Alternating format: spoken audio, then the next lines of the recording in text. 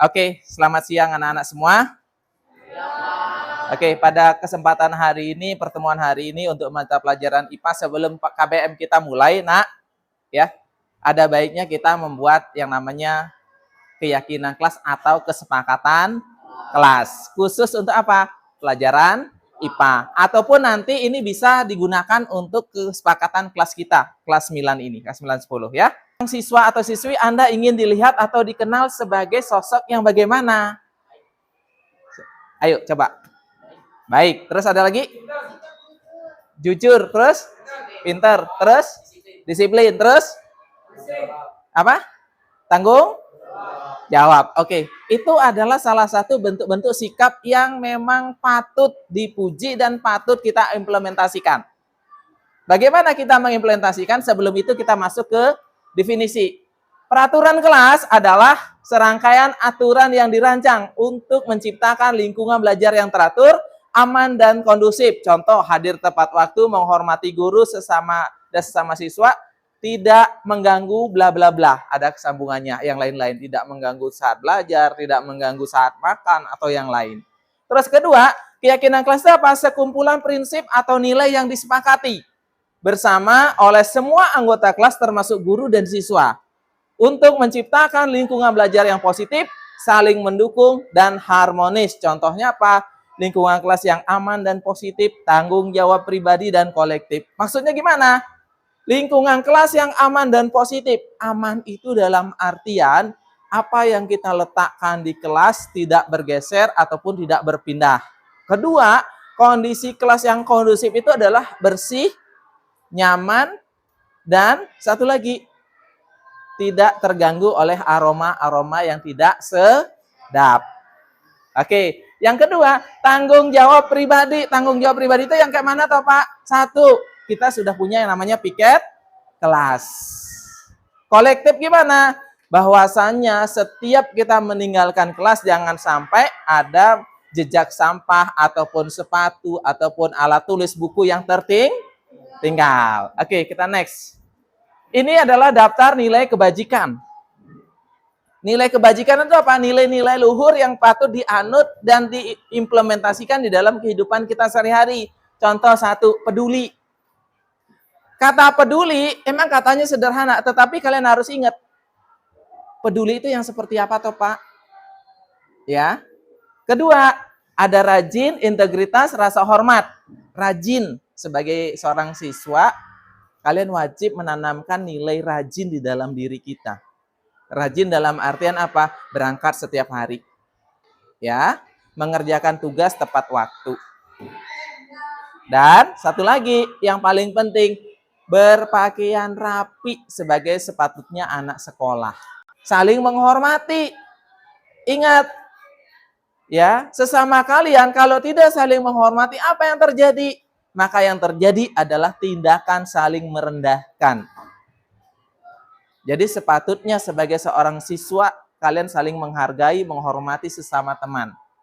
Ataupun menghormati entah itu staf, entah itu tenaga kebersihan, ataupun ibu-ibu kantin. Ya, jangan sampai kalian memandang rendah karena profesinya. Nggak boleh. Kita sama-sama manusia, sama-sama butuh makan, sama-sama mempunyai perlindungan.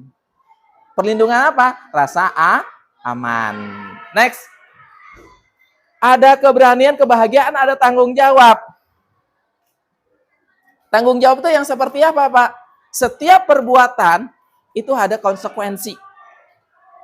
Dan perlu kalian ingat, setiap tindakan yang kalian lakukan pasti mengandung konsekuensi. Entah itu ringan, entah itu berat. Paham? Next. Dunia tanpa aturan? Hah? Hancur. Oke, ada lagi? Dunia tanpa aturan? Kacau. Oke, kita lihat videonya sebentar.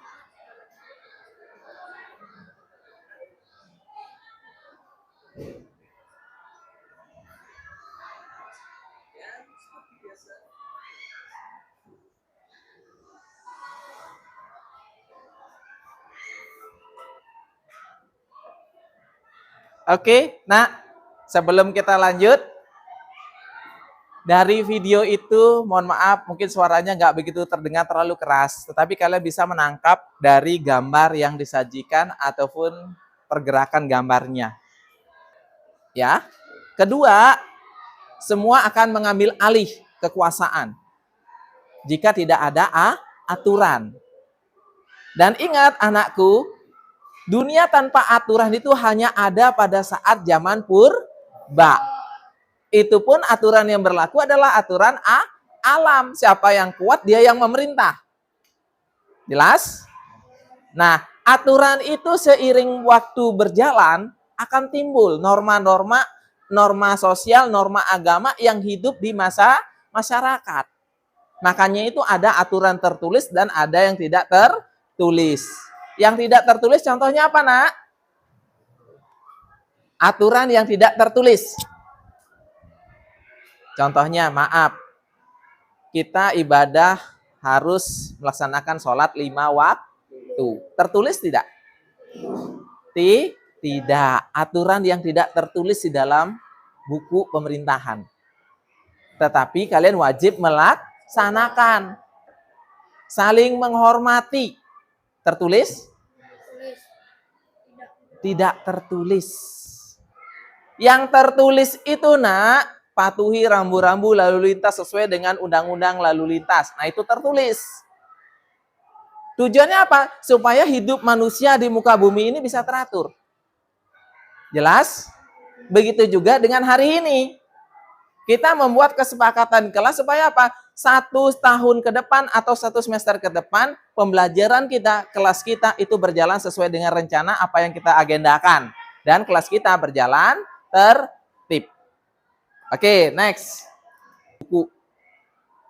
Tadi pagi pada saat upacara hari Senin, kita mengucap janji siswa.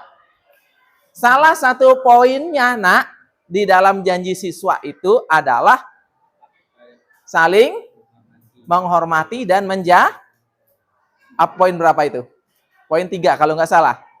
Poin 4-nya menjunjung tinggi nama baik sekolah. Tanpa kalian sadari bahwasannya poin 3, poin 4 itu adalah aturan yang secara tidak langsung dituliskan di dalam janji siswa.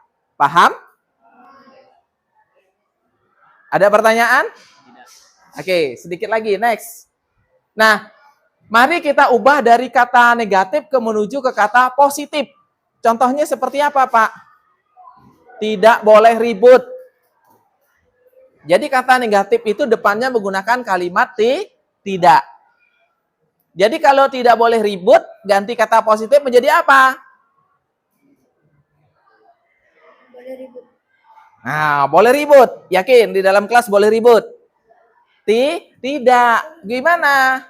Tertib. Kalau tidak boleh ribut itu berarti tertib. Kalau bahasa lainnya, boleh saling menghormati.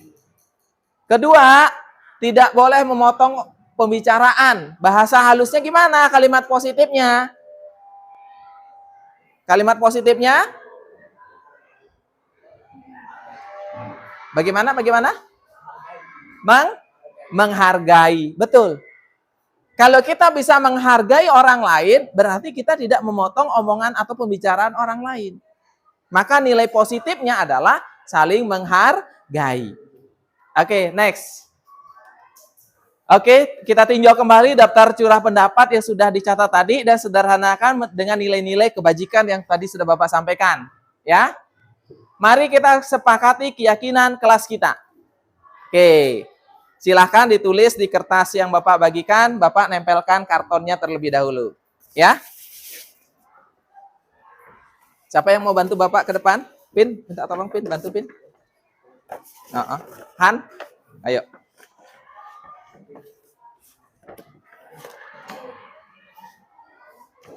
Pegang dulu, Bapak petongin.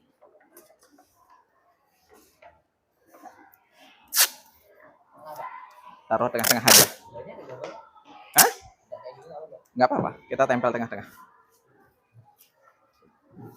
Yes, agak geser ke kiri dikit. Oke. Nanti kan biar bisa enak dilepas.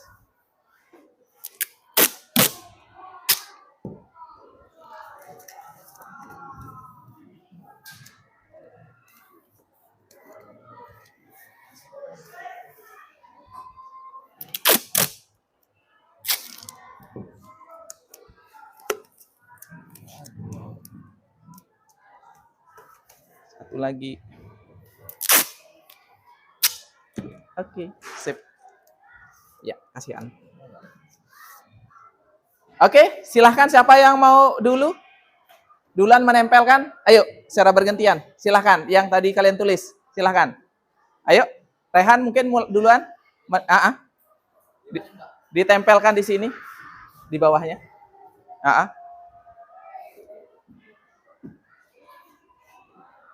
Atau yang sudah siap, silahkan.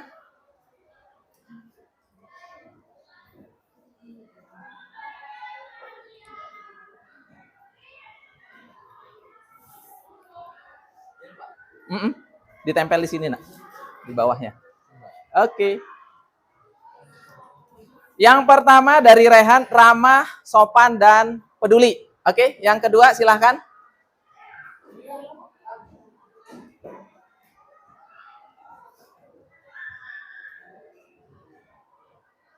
Yang kedua, bersikap jujur.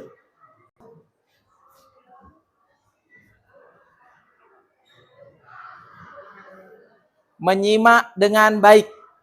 Keempat, ayo silahkan.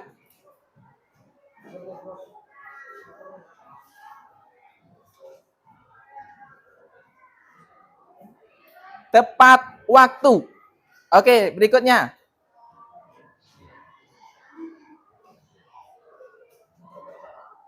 Saling menghargai. Oke, berikutnya. Dan bertanggung jawab. Baik. Ada lagi? Cukup? Cukup. Baik. Saling menghargai, bertanggung jawab. Sepakat kalian semua? Sepakat. Oke, Bapak minta perwakilan 10 orang untuk ke depan menandatanganinya. Siapa yang mau? Silahkan. Bebas, bebas. Pilih saja tempat yang kamu suka. Iya, tanda tangan. Iya, boleh. Oke, berikutnya. Berikutnya, Ruhel. Nggak apa-apa, nak. Ayo, maju. Berikutnya, terserah. Pilih aja tempatnya. Boleh di sana, boleh di bawahnya. Oke, terima kasih. Berikutnya. Ayo, nggak apa-apa. Silahkan. Ayo, nak. Nggak apa-apa. Boleh di bawahnya. Nggak harus di atas. Di bawahnya boleh. Boleh. Oke, berikutnya.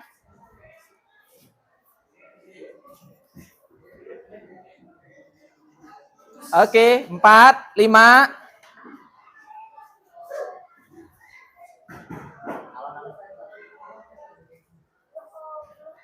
6.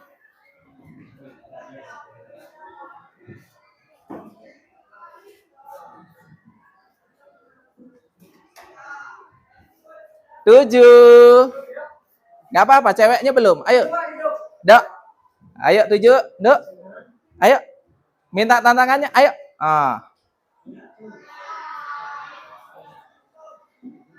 8.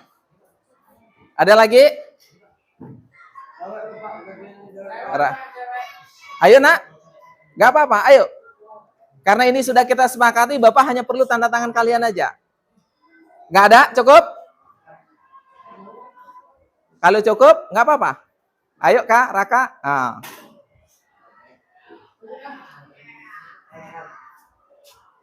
Ya. Ya. Oke. Nggak ada lagi? Kalau dirasa sudah cukup, oke, silahkan. Masih ada satu orang lagi. Bapak butuh 1 orang lagi. Biar 10 genep. Oke, ayo silahkan.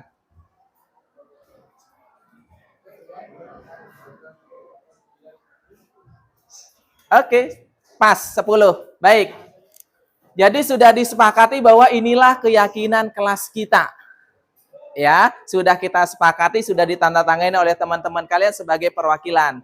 Jadi nak, untuk 1 semester ke depan, tolong dengan sangat keyakinan kelas yang sudah kita sepakati ini dilaksanakan dengan penuh tanggung jawab. Ada pertanyaan? Cukup? Jelas? Kalau sudah jelas berarti pertemuan kita terkait membahas keyakinan kelas hari ini sudah selesai. Demikian yang dapat Bapak sampaikan hari ini. Kurang lebih mohon maaf dan Bapak akhiri. Selamat siang.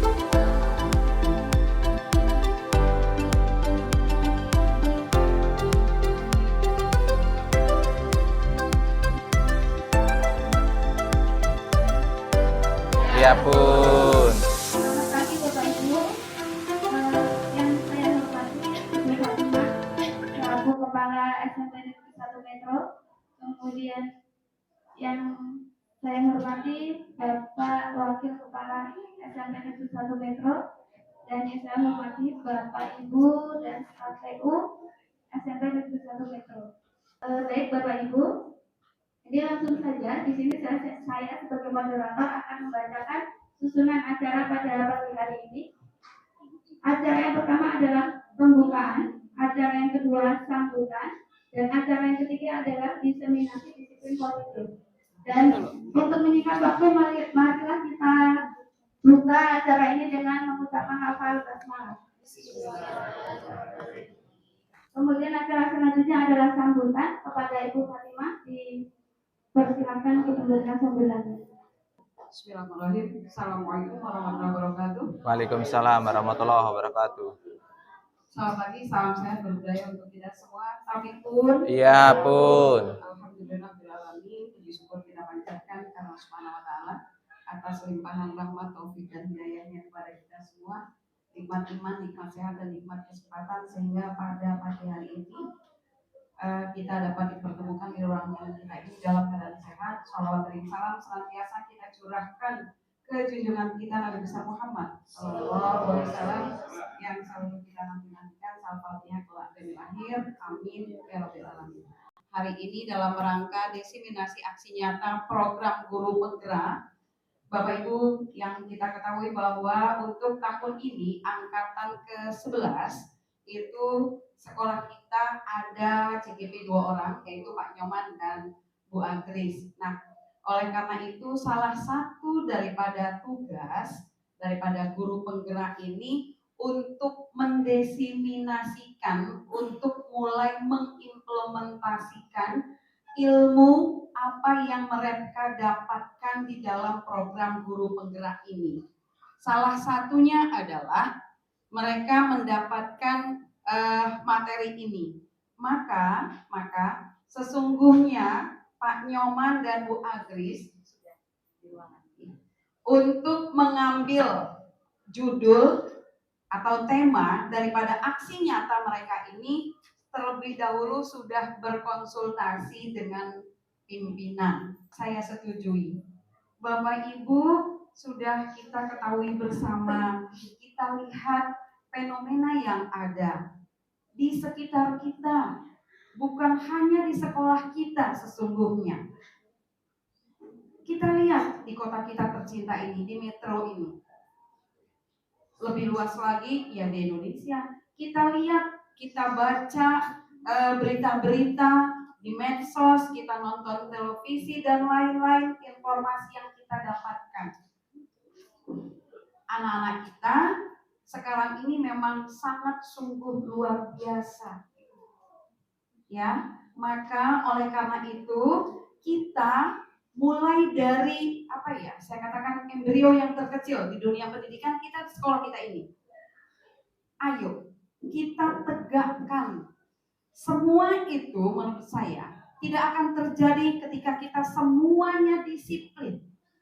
Baik dari anak-anak maupun dari Bapak Ibu guru.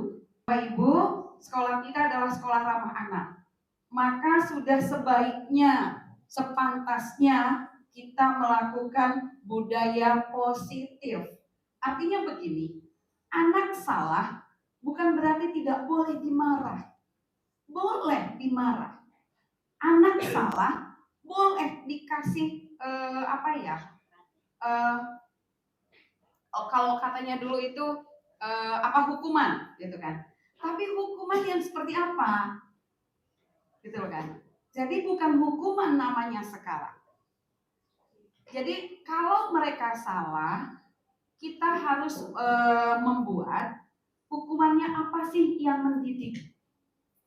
Yang mendidik, yang positif. Sehingga dengan kita berikan mungkin pembinaan, wejangan, terus disuruh ngapa, tetapi sekali lagi yang sifatnya positif dan mendidik. Dan mohon sebentar saja diikuti karena ini memang sangat berguna untuk kita semuanya. Ya Bapak dan Ibu semuanya, dan saya tidak bisa mengikuti sampai selesai Bapak Ibu. Ini sudah datang, ada tamu yang saya katakan kemarin Monef dari BKPSDM dan dari Dinas Pendidikan itu sudah datang, katanya sudah ada di ruangan saya, maka saya izin pamit untuk menemui tamu dan mungkin nanti mereka akan berkeliling. Terima kasih, tetapi tidak apa-apa, ini tetap berjalan. Nanti kita kasih tahu bahwa ini ada diskriminasi aksi nyata.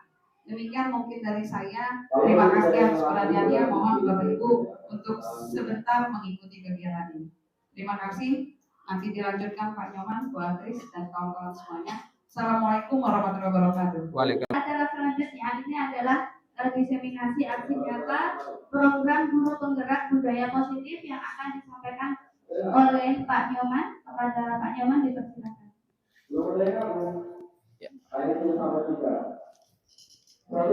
Cik. Terima kasih Bu Akris. Sebelumnya, Assalamualaikum warahmatullahi wabarakatuh. Selamat pagi, salam sejahtera. Tapi pun Bapak Ibu guru yang kami hormati, Bapak guru hebat, Bapak guru yang kami banggakan. Pada kesempatan hari ini, saya Nyomar Rinarta berdiri di hadapan Bapak Ibu bukan status sebagai wakil kurikulum, tetapi sebagai seorang guru penggerak calon. Nah, oleh karena itu, salah satu tugas kami di sini adalah menyampaikan salah satu materi yang kami dapat di dalam pendidikan guru penggerak, yaitu terkait dengan budaya positif, yang salah satunya sudah disampaikan tadi pagi pada saat upacara terkait dengan disiplin Bapak Ibu.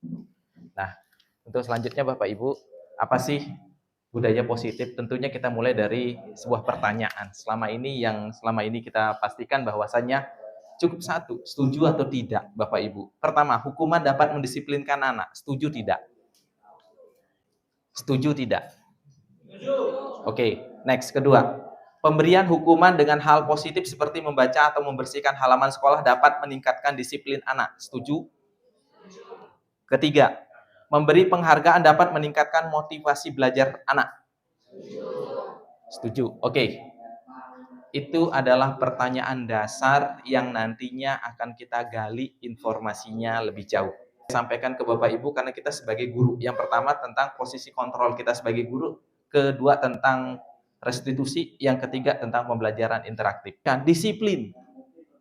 Teman kita di lapangan tadi sudah menyampaikan terkait definisi disiplin. Disiplin, Bapak Ibu, kalau kita lihat dari pengertiannya adalah suatu kondisi yang terbentuk melalui serangkaian tindakan yang menunjukkan nilai-nilai kepatuhan dan ketaatan. Salah satu nilai karakter tersebut selalu ditanamkan guru di sekolah dengan harapan dapat menciptakan iklim belajar yang kondusif. Salah satu karakter disiplin, Bapak Ibu. Kalau kita melihat dari pengertian definisi tadi yang disampaikan oleh teman kita di lapangan dan juga murid kita pada saat upacara, itu berkaitan semua dan semuanya benar Bapak Ibu. Disiplin itu adalah pembiasaan yang kita lakukan. Di era modern di mana dikatakan kita merdeka. Merdeka itu bebas dari perintah, tetapi kita mampu nggak mengelola diri kita? Itu yang perlu kita tanyakan saat ini. Berdasarkan teori kontrol, Dr. Wilson Glasser menyimpulkan 5 posisi kontrol yang diterapkan oleh seorang guru. Yang pertama, posisi sebagai seorang penghukum. Di mana posisi kontrol ini masih diterapkan oleh beberapa guru dengan anggapan hukuman mempercepat penyelesaian masalah. tanpa memikirkan dampak buruk yang ditimbulkan. Seorang penghukum biasanya melontarkan pertanyaan-pertanyaan menyakiti disertai gestur menunjuk-nunjuk, menghardik, dan mata melotot. Dampak posisi kontrol tersebut, murid dapat menjadi pendendam, pemberontak, dan menyalahkan orang lain. Dampak lebih buruknya, murid akan mengalami keterpurukan mental seperti lunturnya rasa percaya diri dan kesedihan yang berkelanjutan. Pada posisi ini, Bapak Ibu, guru akan berkata lebih lembut. Guru akan menciptakan keheningan yang membuat orang lain merasa tidak nyaman, rasa bersalah, bahkan rendah diri. Posisi kontrol tersebut berdampak pada penilaian diri yang buruk. Murid akan merasa bersalah dan tidak berharga. Tidak seperti dampak posisi penghukum, murid dapat menumpahkan segala amarah meskipun dengan cara negatif. Murid dengan perasaan tertekan seperti ini yang tiba-tiba dapat meletus amarahnya sehingga dapat menyakiti diri bahkan orang lain. Itu dampak dari peran kita atau posisi kita ketika membuat murid itu merasa bersalah. Ketiga, sebagai seorang teman. Pada posisi kontrol ini, guru tidak akan menyakiti murid, namun akan tetap berupaya mengontrol melalui persuasi. Persuasi itu candaan, ya. Guru akan bersikap akrab, berkata ramah dengan gestur merapat pada murid dan tersenyum jenaka. Ya. Dampak posisi kontrol ini dapat positif dan negatif. Positifnya dapat menjalin hubungan baik antara guru dan murid, sedangkan negatifnya akan muncul rasa ketergantungan murid terhadap guru. Di samping itu, murid akan merasa dikecewakan apabila suatu saat guru yang tidak dapat membantunya, hal lain yang dapat timbul yakni murid akan berlaku baik hanya kepada guru tertentu dan akan berlaku semaunya jika bersama guru lain. Posisi keempat atau sebagai pemantau atau posisi mengawasi. Ketika mengawasi, guru bertanggung jawab atas perilaku murid-murid yang diawasinya. Posisi pemantau berdasarkan peraturan-peraturan dan konsekuensi. Dengan menggunakan sanksi atau konsekuensi, guru dapat memisahkan hubungan pribadi dengan murid. Posisi tersebut berawal dari teori stimulus respon yang menunjukkan tanggung jawab guru dalam mengontrol murid. Seorang pemantau, ya Bapak Ibu, sangat mengandalkan penghitungan, catatan, dan data yang dapat digunakan sebagai bukti atas perilaku seseorang ya, atau murid kita. Akibat dari posisi ini Bapak Ibu, murid memahami sanksi yang harus dijalankan karena telah melanggar salah satu tata tertib atau peraturan sekolah. Posisi sebagai seorang pemantau atau posisi seorang pengawas. Jadi di posisi peran 4 ini kita akan lebih banyak menggunakan data ataupun aturan ataupun konsekuensi. Murid berbuat A, konsekuensinya B. Murid berbuat B, konsekuensinya mungkin C atau D. Lanjut, posisi kelima, posisi guru sebagai seorang manajer. Posisi di mana guru melakukan sesuatu bersama murid, mempersilahkan murid mempertanggungjawabkan perilakunya, mendukung murid agar dapat menemukan solusi atas permasalahan sendiri. Pada posisi ini, murid diajak untuk menganalisis kebutuhan sendiri maupun kebutuhan orang lain. Di sini penekanan bukan pada kemampuan membuat konsekuensi, namun bagaimana dapat berkolaborasi dengan murid dalam memperbaiki kesalahan yang telah dilakukan. Dengan demikian, memposisikan diri sebagai seorang manajer akan berdampak negatif bagi penguatan watak atau karakter murid. Oke. Jadi begini Bapak Ibu, di posisi manajer ini kita akan belajar memposisikan diri bagaimana mendewasakan murid kita. Tentunya Bapak Ibu posisi guru dalam hal ini kita bisa mengambil dua alih fungsi, yaitu sebagai pemantau ataupun sebagai seorang posisi manajer. Monggo Bapak Ibu nanti. Nah, pertanyaannya, kalau yang ini kita melihat di posisi ini bagaimana, tetapi yang menjadi poin penting di sini Bapak Ibu. Posisi kita sebagai apa selama ini? Ini yang perlu kita koreksi saat ini Bapak Ibu. Ya. Karena apa? Kenapa kita kembalikan ke posisi saat ini Bapak Ibu? Kita dasarnya tahu bahwasanya saat ini era digital sangat dekat dengan dunia kita, dengan dunia anak-anak. Kenapa seperti itu? Ketika guru salah berkata, ketika guru salah bertindak, bukan murid yang menghakimi kita, atau bahkan bukan orang lain yang menghukum kita, tetapi dunia sosial lah, dunia digital lah yang akan menghukum kita. Tentunya Bapak Ibu, ketika seorang guru viral di medsos, dunia sosial, Bapak Ibu akan tahu dampaknya. Satu, hukum sosial itu lebih berat dibandingkan dengan hukum secara langsung mengenai kita. Karena apa Bapak Ibu? Karena akan muncul berbagai statement atau komentar di dunia maya mengenai profesi seorang guru. Seperti itu. Ya Bapak Ibu ya. Artinya apa Bapak Ibu? Mari untuk kedepannya kita berbenah diri. Kita berbenah kebiasaan-kebiasaan yang selama ini kita lakukan yang masih dalam tanda petik dirasa kurang pas Bapak Ibu. Mari kita bergeser ke arah yang lebih baik. Ya. Nah, saran saya Bapak Ibu, di kelas tentunya anak-anak sudah mempunyai peraturan yang saat ini kita sebut sebagai nama keyakinan kelas. Atau sekolah kita sudah mempunyai aturan tertulis yang tertuang di dalam buku tata tertib. Kita pedomannya itu saja Bapak Ibu. Pedomannya itu saja. Sebagai seorang guru mata pelajaran, tentunya Bapak Ibu di awal tahun pembelajaran, Bapak Ibu sudah membuat kesepakatan dengan kelas yang Bapak Ibu dampingi. Pertanyaan? Monggo. Tidak ada? Kita lanjut. Ya. Kedua, disiplin positif melalui segitiga restitusi di sekolah. Kita mulai dari kata restitusi.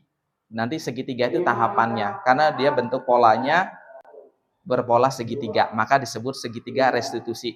Restitusi sendiri merupakan proses menciptakan kondisi bagi murid-murid untuk memperbaiki kesalahan mereka, sehingga mereka bisa kembali ke kelompok mereka dengan karakter yang lebih baik. Tentunya teman-teman akan bertanya, apakah semua permasalahan bisa diselesaikan dengan restitusi, kelahian, atau bullying? Bullying dalam hal tanda petik mengarah ke kekerasan fisik, kekerasan seksual, itu tidak bisa direstitusi. Itu yang bisa menyelesaikan adalah aparat penegak hukum, atau di sekolah disebut tim TPPK. Itu yang menyelesaikan. Tetapi permasalahan-permasalahan seperti yang sederhananya, seperti kasus terbaru, mengambil bekal temannya, itu bisa diselesaikan dengan restitusi. Atau datang terlambat, itu bisa diselesaikan dengan restitusi. Selama apa Bapak Ibu? Selama anak yang bersangkutan atau murid yang bersangkutan dapat memberikan alasan yang dapat masuk akal atau yang logis. Seperti itu. Itu baru bisa diselesaikan dengan cara restitusi. Oke, kita lanjut. Tahapan restitusi ada 3 Bapak Ibu. Yang pertama, bagian bawah itu menstabilkan identitas. Ya Bapak Ibu ya. Bagaimana caranya menstabilkan identitas? Pertama, ada 2 pertanyaan pemandu yang mungkin dapat kita sampaikan ke yang bersangkutan. Yang pertama, setiap orang pasti pernah melakukan kesalahan. Ya, itu akan meredam kondisi emosi anak. Siapapun itu. Terus kedua, kamu bukan satu-satunya yang pernah melakukan ini. Itu posisi kontrol pertama, itu adalah posisi menstabilkan identitas namanya Bapak Ibu. Tahap kedua Bapak Ibu yaitu validasi kebutuhan. Ada 2 pertanyaan pemandu atau bahkan lebih, nanti ada paketnya. Pertama, kamu tentu punya alasan mengapa melakukan ini. Itu memvalidasi. Kedua, adakah cara yang lebih efektif untuk mendapatkan apa yang kamu butuhkan? Itu tahap validasi. Tahap ketiga, Bapak Ibu, itu menanyakan keyakinan. Kalau dulu bahasanya peraturan. Sekarang bahasanya bergeser ke arah lebih baik, lebih positif, itu keyakinan. Yang pertama, nilai-nilai apa yang kita sepakati? Tanyakan kembali terkait dengan keyakinan kelas. Poin mana yang dilanggar? Contoh, kasus kemarin ada yang mengambil bekal temannya. Poin apa yang dilanggar? Pastikan. Terus kedua, kamu ingin menjadi orang seperti apa? Nah, itu adalah pertanyaan-pertanyaan pemandu yang nantinya dapat mengembalikan identitas anak yang tanda petik awalnya gagal menjadi seperti semula tanpa ada embel-embel ataupun melabeli anak itu dengan kata-kata, oh kamu yang kemarin. Tidak ada. Jadi setelah dilaksanakan restitusi, Bapak Ibu, semua permasalahan dianggap sudah tidak ada. Jadi anak normal kembali. Nah, next, tidak ada manusia yang sempurna.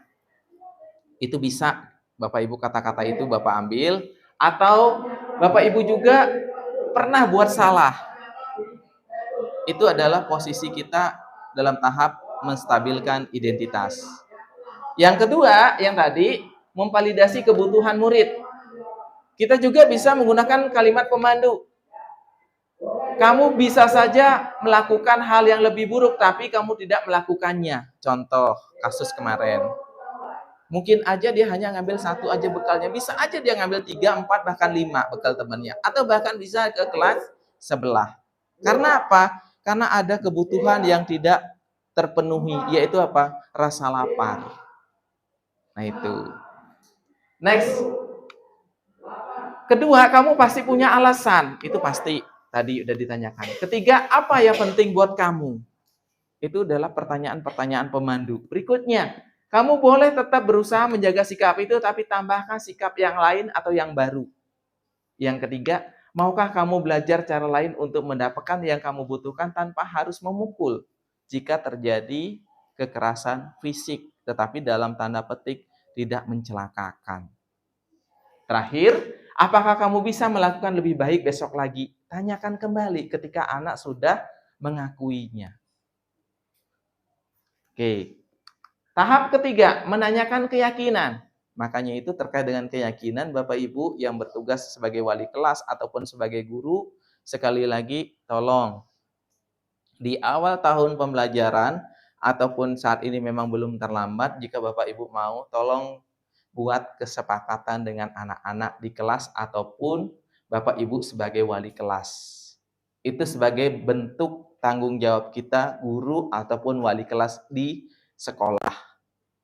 Begitu juga di rumah Bapak Ibu bisa menerapkan kepada putra atau putri Bapak Ibu pembiasaan positif. Contoh sederhana Bapak Ibu, penggunaan gadget. Ya, contoh, saya juga yang mempunyai anak sekolah, Bapak Ibu, saya batasi putra-putri saya menggunakan gadget. Ini sudah ada kesepakatan antara kita orang tua dengan anak. Hari apa boleh menggunakan gadget, berapa lama dia boleh menggunakan gadget. Karena apa Bapak Ibu? Gadget itu bukan membuat kita menjadi pandai, tetapi membuat kita menjadi lebih buruk.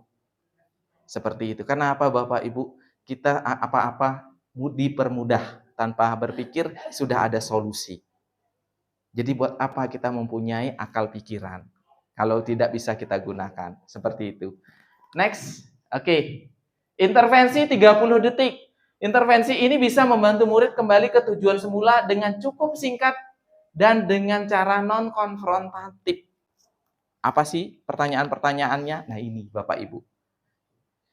Yang pertama, apakah kamu ingin berbuat lebih baik? Ketika kita menemukan, tanda petik, siswa ataupun murid melakukan sebuah kesalahan ataupun pelanggaran. Kedua, apakah saat ini kamu sedang menjadi orang yang kamu inginkan? Ya. Ketiga, apakah kamu bisa mengubah kegiatan atau perilaku kamu saat ini menjadi sikap yang lebih membantu? Keempat, apakah wajar membuat kesalahan atau bisakah kita memperbaikinya? Ya. Kelima, apa yang kamu lakukan saat ini sudah sesuai? Atau kapan kamu siap untuk mulainya? Kalau pamannya yang pertanyaan keenam, peraturannya apa? Kalau kita udah menanyakan peraturan itu berarti posisi kontrol kita sebagai guru adalah sebagai seorang pemantau atau pengawas. Nah, beberapa pertanyaan ini Bapak Ibu bisa Bapak Ibu gunakan ketika awal pertama kali Bapak Ibu mendapati sebuah kondisi di mana kondisi itu terjadi kondisi crash atau Bapak Ibu menemukan ketika kondisi siswa itu saling berbenturan. Belakangan ini kondisi putra-putri kita di sekolah ini semakin hari, mohon maaf kita terkait apa? Terkait sikap ataupun terkait dengan perilaku. Contoh yang paling sering terjadi, setiap hari anak itu pasti ada yang kehilangan uang Bapak Ibu. Setiap hari Bapak Ibu. Ya. Nah, oleh karena itu Bapak Ibu, terkait dengan kejadian-kejadian seperti ini, ketika Bapak Ibu guru menemukan kondisi seperti ini, Bapak Ibu tidak bisa diam begitu saja ataupun mengabaikan masalah ini. Ini adalah masalah kecil yang kalau dibiarkan lama-lama akan menjadi besar. Akan membentuk sebuah kelompok Bapak Ibu. Ya. Nah, terkait itu Bapak Ibu satu lagi terkait dengan penggunaan handphone, sekali lagi tolong diingat-ingat Bapak Ibu. Terkait dengan kondisi penggunaan handphone di sekolah kita peraturannya memang tertulis tidak boleh membawa handphone ke sekolah. Bukan berarti KBM Bapak Ibu tidak boleh menggunakan handphone. Silahkan membawa dengan catatan Bapak Ibu, setelah KBM handphone itu tolong dikondisikan. Bagaimana caranya? Bisa Bapak Ibu sendiri yang mengumpulkan, bisa Bapak Ibu koordinasi dengan wali kelas. Sampaikan ke wali kelas bahwasanya hari ini misalnya kelas 91 saya minta membawa handphone. Tolong besok setelah KBM handphone saya kumpulkan, saya titip ke Bapak. Bisa seperti itu. Karena apa Bapak Ibu? Satu hal, setelah KBM menggunakan handphone, kadang-kadang anak-anak kita ini menunjukkan handphone itu di depan umum.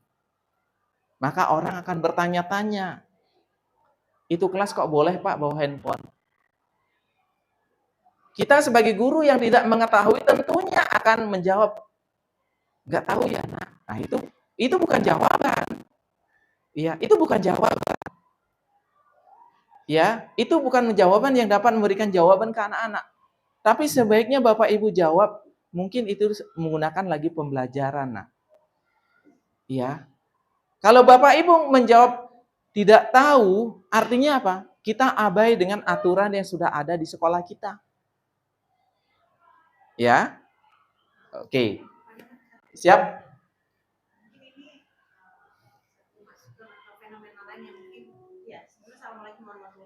Waalaikumsalam warahmatullahi wabarakatuh. Saat ini fenomena yang terjadi jam-jam istirahat ya Pak Nyoman. Jadi banyak kamar-kamar mandi itu toilet-toilet itu dipakai buat anak-anak merokok. Saksinya banyak kelas 7.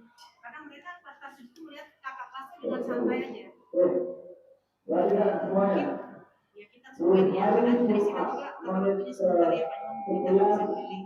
Terus yang kedua, ada suatu fenomena kelas 7 bahkan ada yang membawa rokok dijual. Kebetulan itu di kelas saya, bukan di kelas saya, mengajar di kelas itu. Saya aja ngobrol, kamu untuk apa nak? Untuk dijual Miss. Emang kamu bawa rokok, bawa hanya baru satu teman. Untuk apa? Dijual ke siapa? Untuk kakak kelas. Dengan cara bagaimana? Kamu sudah promosi. Ya saya nanti nanya lagi Miss. Banyak lah saya promosi banyak. Jadi artinya sampai ini sebenarnya saya sampai pengen nangis rasanya. Sampai sudah ada di sekolah kita yang membawa rokok untuk dijual. Ya, jadi mereka sudah tahu kakak kelasnya, termasuk temannya kelas juga yang merokok. Jadi dari rumah bawa untuk dijual. Siap. Siap, oke. Jadi mungkin benar ya Pak Iman sampaikan tadi, awareness kita kepedulian anak itu memang saat ini memang ekstra menurut saya. Gitu. Siap. dan di toilet kita diinfo seperti itu. Siap. Terima kasih Bu Atin informasinya. Tentunya Bapak Ibu, teman-teman semua, terkait hal kondisi seperti ini, kalau kita abai, Bapak Ibu, tentunya untuk kedepannya generasi kita, namanya sekolah, walaupun anak-anak kita di sekolah itu waktunya 20% dari 100%, paling tidak kita bisa memberikan hal positif kepada anak-anak kita lebih baik setelah dia lulus dari SMP 1. Nah, mari ke depannya Bapak Ibu, kita sama-sama menegakkan aturan yang ada di sekolah kita demi terjaganya disiplin kita, integritas kita, apalagi marwah kita sebagai seorang guru. Terima kasih Bu Ati. Ya. Saya juga kalau lihat kita semua kalau lihat toilet itu kira bergerombol, kalau saya gedor. Siap. Katanya gitu ada apa? Itu mungkin salah satu juga karena mereka ini pintar banget nih pintarnya. Siap. Terima kasih. Bapak Ibu ada yang mau disampaikan? Silahkan. Ya, Bu Suraida, silahkan Bu Ida. Masalah handphone itu kalau pulang sekolah di depan itu rata-rata anak sepertinya sebagian besar itu memegang handphone semua. Saat pulang sekolah berarti kan mereka membawa handphone. Betul. Ke sekolah. Siap. Jadi bagaimana menyikapi itu dan sanksi tegasnya apa gitu kalau memang membawa handphone. Jadi anak itu ada efek jerahnya. Kayak sekarang ini kayaknya diambil nanti bisa diambil orang tua yang resepnya dibawa lagi. Betul. Biasanya ada juga tanyakan yang anak-anak yang masih baik ya. Tidak saya katakan. Saya kan kadang tanya, kamu pegang handphone ketika orang tuanya jemput masih karena tugas. Tapi mungkin yang di sini juga banyak. Bahkan maaf ya Pak Jaman dia, mereka kadang bilang, Miss, kok kakak kelas 8 pakai HP? Siapa? Maaf udah disuruh. Itu katanya kakak-kakak OSIS juga. Terus kadang kalau di masjid mereka habis sholat pegangnya di depan mereka. Jadi kadang-kadang saya bilang oh enggak itu kan mungkin lagi. Jadi mereka memang melihat kakak kelasnya juga gitu. Iya. Oke, siap. Oke, Bu Ida, terima kasih. Nanti saya tanggapi. Pak Agus, ada yang mau disampaikan? Silahkan Pak Agus. Ya, untuk kelas 84 itu kemarin mau 17-an yang persiapannya udah bagus Pak. Alhamdulillah juara 1 karena ruangannya dicat juga. Terus beli kipas angin 2. Sayangnya habis 17-an kemarin kipas angin yang baru itu udah hilang 1. Ya. Ini bantuannya Pak. Solusinya yang berubah ganti. Siap Pak Agus. Terima kasih Pak Agus informasinya. Bu Ida. Baik. Sambil saya lanjut, Bu Agris nanti absen di headernya ya. Serahkan ke Bu. Aturan penggunaan handphone itu tidak boleh dibawa ke sekolah itu tujuan awalnya satu, pada saat KBM siswa terkondisikan itu awalnya. Terus kedua, Bapak Ibu, handphone itu tidak boleh dibawa ke sekolah tujuannya supaya pada saat KBM tidak ada yang menggunakan handphone. Nah, seiring waktu berjalan Bapak Ibu, kan pembelajaran boleh menggunakan handphone dengan catatan ada informasi kelas atau mapel tertentu yang menggunakan handphone. Nah, jika seiring perjalanan ditemukan siswa membawa handphone dan pada saat KBM itu disembunyikan entah di mana kondisinya seperti apa, Bapak Ibu, perlu diketahui Bapak Ibu, bukannya kita cuek terhadap aturan, tidak. Bukannya kita tidak menegakkan aturan, tidak. Tetapi sekali lagi maksudnya Bapak Ibu, handphone itu supaya tidak dipergunakan pada saat pembelajaran atau disalahgunakan dalam artian tanda petik yang lain. Itu sebenarnya awal cerita kenapa handphone itu dilarang dibawa ke sekolah. Nah, ketika waktu berjalan handphone itu ternyata, saya juga sering melihat fenomena itu di depan. Bahkan setiap anak yang duduk jajar itu handphonenya keluar. Dan tanpa rasa malu dia menunjukkan handphone di depan guru. Kenapa? Karena dia merasa handphone itu sudah di luar jam pembelajaran. Memang betul. Selepas pulang sekolah memang betul. Tetapi sekali lagi Bapak Ibu perlu diingat bahwa batasan handphone itu pada saat KBM handphone tidak digunakan atau tidak dimainkan. Intinya itu. Dan tidak ada yang ngambil foto sembarangan pada saat guru mengajar ataupun merekam. Kuncinya itu sebenarnya. Ya, kalau sampai itu terjadi, baru kita lakukan tindakan penyitaan. Kalau tindakan penggeledahan, tindakan terus cross check ke kelas masing-masing, ini wewenang harus ada persetujuan dari pimpinan Bapak Ibu, karena dampaknya nanti melebar. Betul. Kedua, terkait dengan kondisi tanda petik barang hilang di dalam kelas. Pak Agus, mohon maaf sekali lagi. Terkait dengan barang-barang siswa yang hilang, tentunya satu, mungkin kelas kita kurang safety dalam hal mungkin gemboknya belum ada. Kalaupun sudah gemboknya sudah ada, CCTV sudah ada, laporkan ke pihak kesiswaan dan sarana prasarana. Mungkin bisa ditindaklanjuti lebih jauh. Seperti itu. Dan kalaupun masalah jendelanya hilang kacanya, monggo Bapak Ibu laporkan ke Sarpras, ya. Bagaimana menyikapinya? Oke, sedikit lagi Bapak Ibu. Saya lanjutkan. Yang poin ketiga, memperkuat budaya positif dengan pembelajaran interaktif. Pembelajaran interaktif itu Bapak Ibu tidak hanya dapat dipergunakan dengan menggunakan aplikasi tertentu, misalnya menggunakan Quizzes. Ada aplikasi-aplikasi yang lain. Ya Bapak Ibu ya. Karena di era digital ini Bapak Ibu, guru itu harus melek IT. Harus melek. Kita harus mau ya berdampingan dengan IT. Karena apa? Kita ngajar generasi yang dimana mereka lebih jago menggunakan IT dibandingkan gurunya. Nah, maka budaya positif memiliki keterkaitan yang erat dengan pembelajaran interaktif dalam konteks pendidikan. Ketika mengintegrasikan budaya positif dalam pembelajaran interaktif, tujuan utamanya adalah menciptakan lingkungan belajar yang inklusif, memotivasi dan menginspirasi para siswa. Tujuannya itu Bapak Ibu.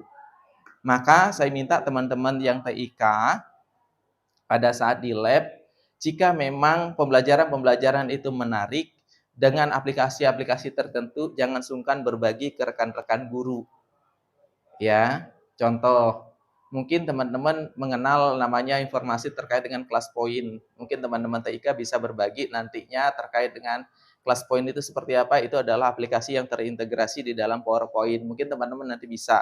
Karena apa? Mungkin teman-teman beberapa yang Pak Mahir menggunakan Quizzes, mungkin tidak. Nah, ini adalah pilihan-pilihan alternatif yang teman-teman bisa gunakan di dalam pembelajaran.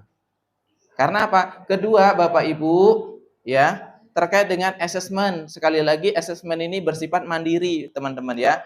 Bersifat mandiri, monggo teman-teman desain asesmennya sedemikian rupa supaya apa? Mempermudah kerja teman-teman sebagai guru dalam mengevaluasi ataupun menganalisis hasil asesmen murid. Baik itu formatif, baik itu yang sumatif. Monggo, saya pasrahkan sepenuhnya kepada Bapak Ibu guru karena saya yakin dan percaya kepada Bapak Ibu bahwasanya Bapak Ibu sudah melakukan pengajaran dan evaluasi sebaik-baiknya, sedetail-detailnya. Nah, terakhir, kalau yang saya sampaikan di sini adalah pemanfaatan Quizzes di dalam pembelajaran interaktif. Kenapa Quizzes? Karena Quizzes ini adalah sudah familiar kita dengar. Karena teman-teman, kalau kita bilang Quizzes, teman-teman sudah tahu apa sih Quizzes itu. Nah, pada Quizzes di sini ada sebuah presentasi interaktif, teman-teman. Ya, Bapak Ibu guru kita yang muda semuanya sudah mengintegrasikan ini. Ya, kemarin sudah beberapa teman-teman saya lihat memang menggunakan Quizzes atau presentasi interaktif di dalam pembelajaran. Ini sudah baik. Tolong dijaga, diteruskan, kalau bisa di-sharing kepada Bapak Ibu guru atau teman-teman serumpung semapelnya, disampaikan ini loh caranya. Jangan sungkan berbagi karena ilmu kalau nggak dibagi ya lama-lama hilang. Kalau ilmu kita punya kita bagi ya lama-lama semakin bagus, semakin runcing. Ibarat pisau semakin sering digunakan semakin tajam. Kalau kita punya pisau kita simpan ya lama-lama karatan nggak bisa digunakan. Seperti itu. Nah ini bagian-bagiannya. Oke. Practice makes perfect. Artinya apa teman-teman? Mari kita coba. Ya, and the last refleksi. Nah ini mungkin saya minta dua orang menyampaikan hal baru apa yang saya dapat dari sesi hari ini? Siapa yang mau menyampaikan sedikit? Bu R, silahkan. Dalam menerapkan disiplin kita harus pandai-pandai menempatkan diri di posisi mana, karena tadi ada 5 posisi dan kita pilih dan setiap posisi itu ada positif negatifnya. Itu yang pertama. Yang kedua, mohon diseminasi Pak Iman hari ini dibagi di share ke kita supaya kita dapat ilmu yang banyak seperti halnya sejahtera. Terima kasih Bu Erlina, luar biasa. Lanjut yang pertanyaan kedua. Pak Nyoman, Oke. jadi kalau saya akan jadi guru seperti apa sekarang. Jadi materinya memang jujur, kalau dari pribadi saya masuk, saya merasa sedikit itu bahwasanya memang yang saya butuhkan itu adalah anger management, ya. Jadi tadi ada pertanyaan yang sifatnya bagaimana kita menarik siswa supaya kita menanyakan siswa tapi tidak menghakimi. Ya. Nah, atau dalam artian tidak. Kalau saya jujur, saya adalah seorang bully. Saya seorang bully. Dan memang dari awal saya masuk, saya seorang bully. Tapi tujuan bully saya tidak menyatukan. Memang untuk membuat naik supaya tidak malu-malu lagi, ya. Ya. Nah, saya seperti itu dan yang ingin saya lakukan setelah mengikuti sesi hari ini. Alhamdulillah, terima kasih, saya ingin belajar lebih banyak lagi dan nanti rekan-rekan yang memang sudah lebih dulu mampu mengontrol siswa, saya membantunya. Jujur kan saya baru belajar selama jadi PNS baru 2 semester. Saya adalah guru baru, guru junior. Iya. Jadi sekarang masuk ke kelas. Iya. Jadi memang harinya apa ya, kemasannya tidak diganti lah, kemasannya lama. Umumnya aja yang ditambah sedikit-sedikit. Dan sayangnya tahun depan kayaknya udah ganti, nggak ada lagi.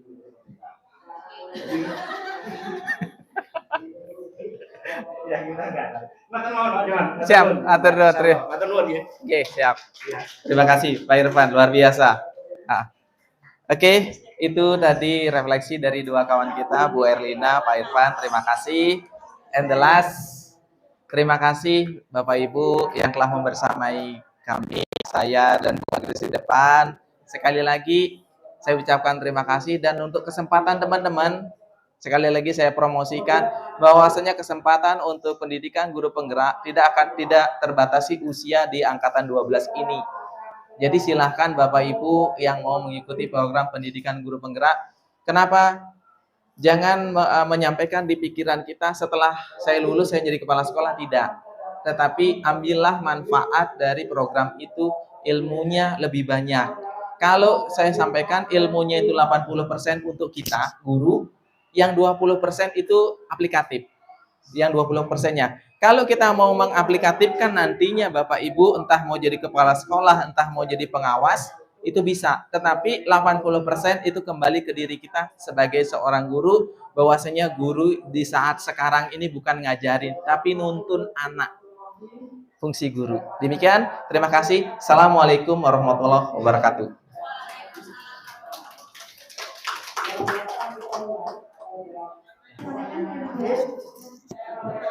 OB juga. OB itu kan tidak hanya sebatas dia membersihkan sekolah atau dia mengamankan sekolah, tapi kan mungkin bisa juga bersama kita bekerja sama. TU juga seperti itu Pak. Jadi tidak hanya sebagian guru, apalagi yang sekarang ini juga wali kelas yang menjadi beban bagi 29 wali kelas.